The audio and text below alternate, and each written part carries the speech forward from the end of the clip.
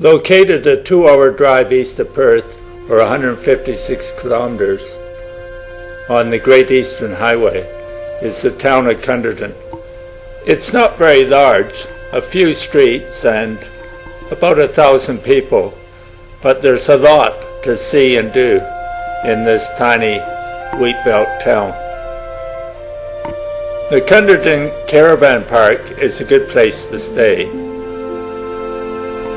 Cunderdin was first settled in 1894 with the arrival of the railway, but grew very rapidly with the water of the Goldfields pipeline by 1901.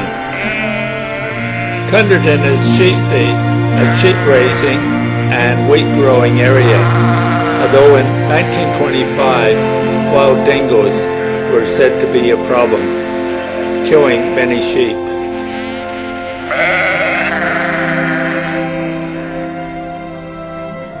Cunderdin is a regional collection point for wheat, with mammoth grain silos located directly on the railway.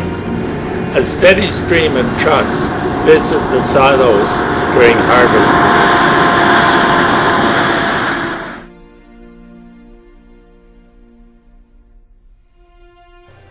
Flat terrains of the Cunderdin region make it a breadbasket for the rest of Australia, with golden fields of wheat ripening in the sunshine.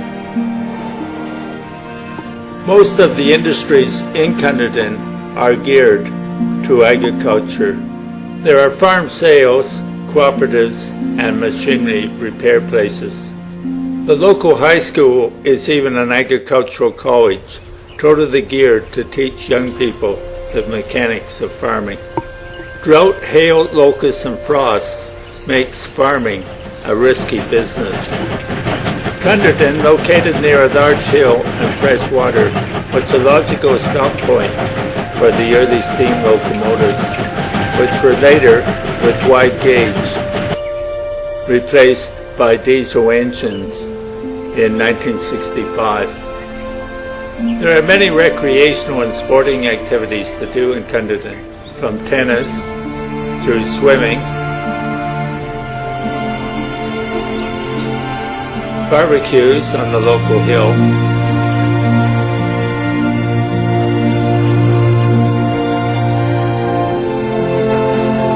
and even flying.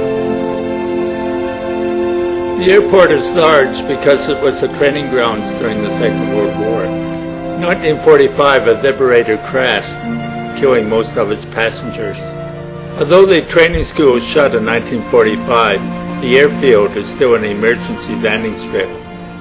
Today it's used for air shows, recreational flying and gliding, as well as hot air ballooning.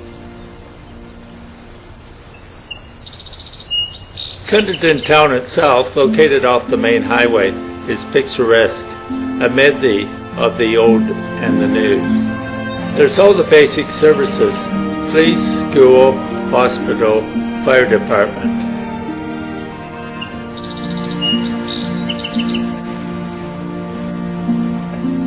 Even a memorial garden to the fallen dead in the world wars. In 2000, Cunderdin lacked a hotel. 2003 led to the Etimoga Hotel, built by the Shire. Facing financial difficulties, it closed. It reopened under private ownership.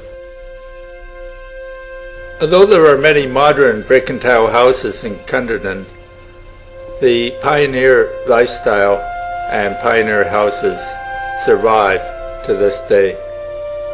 Thanks for joining me on this quick tour of Cunderdin town.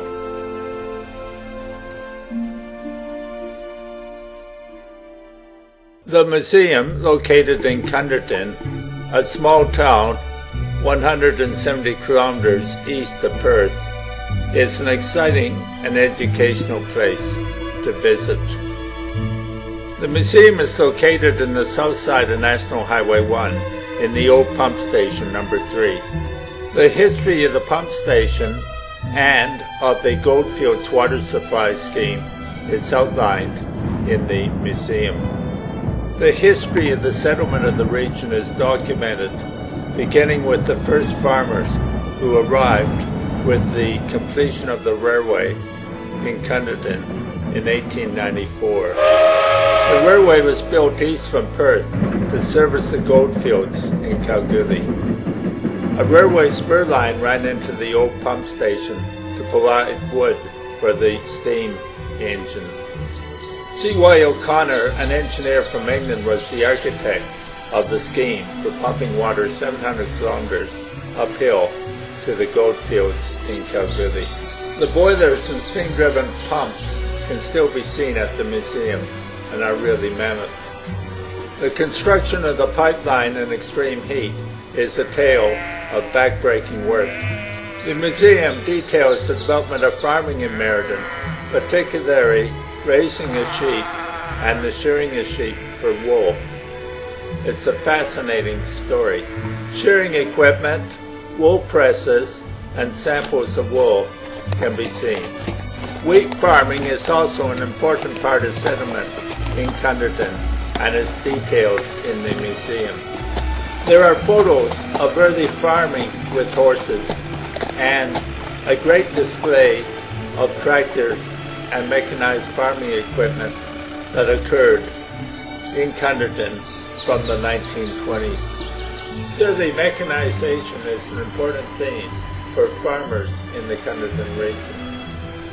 Another important theme at the museum is the development of settlers' homes, from early tents to a variety of housing. There's also an interesting story about the construction of the rabbit-proof fences to control the spread of vermin. There's also a detailed display on the role of Cunderdin settlers in the military during the World Wars. Thanks for joining me on this tour of the Cunderdin Museum.